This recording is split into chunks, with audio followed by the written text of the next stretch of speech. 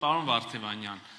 դուք 2017-ին եղել եք Սերժի ցուցակում նախընտրական, 2021-ին եղել եք Քոչարյանի նախընտրական ցուցակում, այսօր թիմն է 2026-ին ուժեղ Հայաստան Սամվել Կարապետյանի, ավելի ճիշտ Նարեկ Կարապետյանի նախընտրական ցուցակում եք։ Այդպես էլի մարդիկ կլինեն։ Չի ապացուցում արդյոք սա, որ դուք բոլոր այստեղ հավաքվածներից շատերը եւ ձեր գործընկերները մի կալոդի նույն կարտերն եք, որին բաժանողը ամեն ընտրությունում ամեն անգամ տարբեր ձև բաժանում է, կախված այդ պահից, որտեղ կընկնեք, ինչ կլինեք։ Դուք ղեկավարվում եք նույն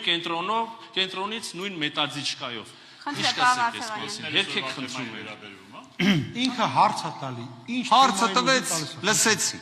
Իրականում ամենամեծ ցավը գիտեք ինչումն է, որ դուք իմ կենսագրության նշված տվյալները ներկայացնելով չեք խոսում ձեր իսկ կենսագրության մասին, պարոն Միրզոյան։ Իսկ ձեր կենսագրությունը շատ ավելի հետաքրքիր է։ Ձեր մոտ ի վերջո մետաձիչկաները փաստացի, եւ ես դա մեծ ցավով եմ ասում, դա Ադրբեջանի եւ Թուրքիայի մետաձիչկաներն են։ Ի վերջո, պարոն Միրզոյան, եթե դուք մի օր տեսնեք ինձ Էրդողանի գիրքը